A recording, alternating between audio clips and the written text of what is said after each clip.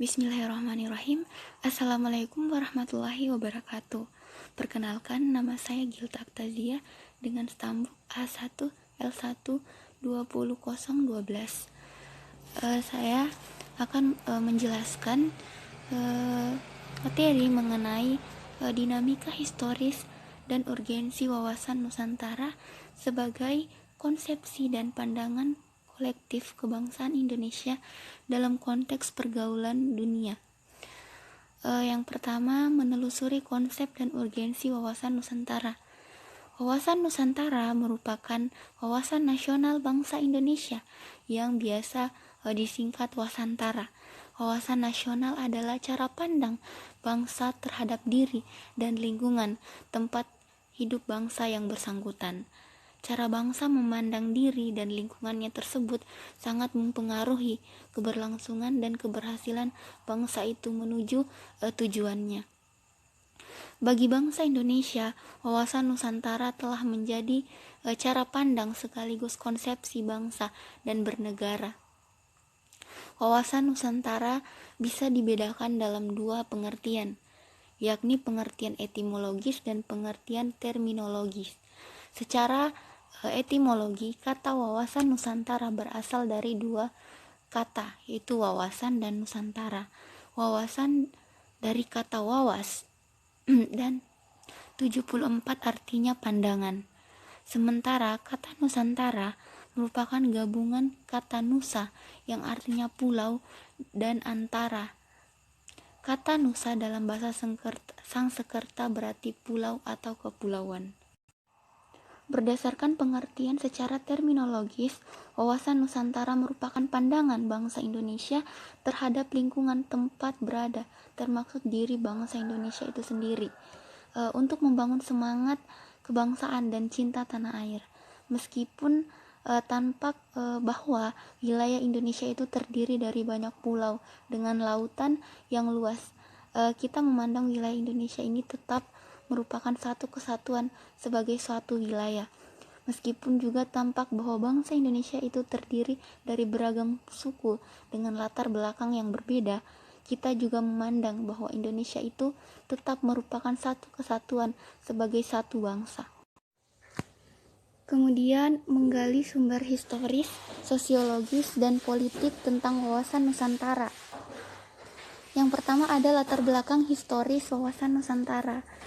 Lahirnya konsepsi wawasan Nusantara bermula dari Perdana Menteri Insinyur Haji Juanda Kartawidjaja yang pada tanggal 13 Desember tahun 1957 mengeluarkan deklarasi yang selanjutnya dikenal dengan Deklarasi Juanda.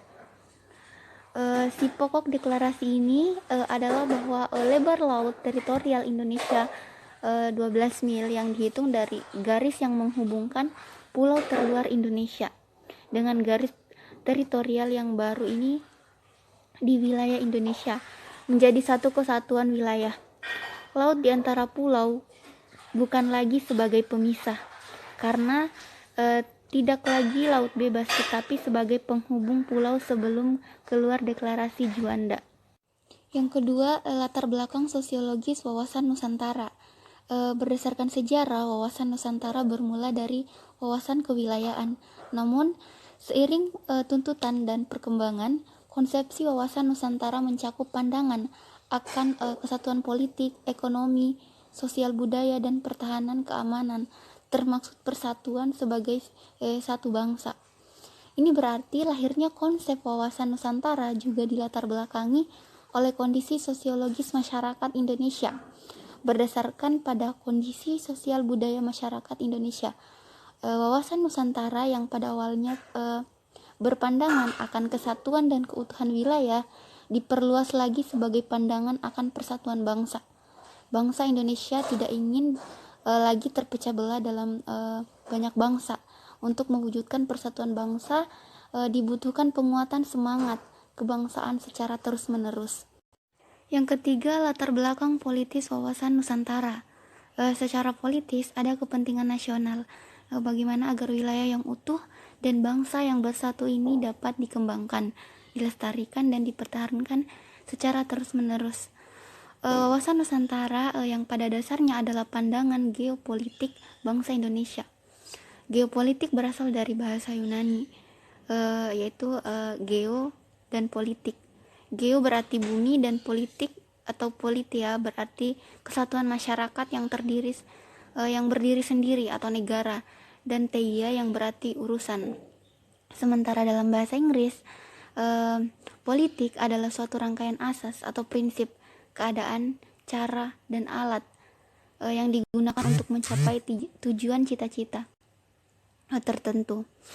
Kemudian membangun argumen tentang dinamika dan tantangan wawasan Nusantara. Dengan adanya konsepsi wawasan Nusantara, wilayah Indonesia menjadi sangat luas dan beragam isi flora, fauna, serta penduduk yang mendiami wilayah tersebut. Namun demikian, konsepsi wawasan Nusantara juga mengajak seluruh warga negara untuk memandang keluasan wilayah dan keberagaman yang ada di wilayahnya sebagai satu kesatuan kehidupan politik, ekonomi, sosial, budaya, pertahanan, dan keamanan dalam kehidupan bernegara merupakan suatu kesatuan. Kemudian mendeskripsikan esensi dan urgensi wawasan Nusantara.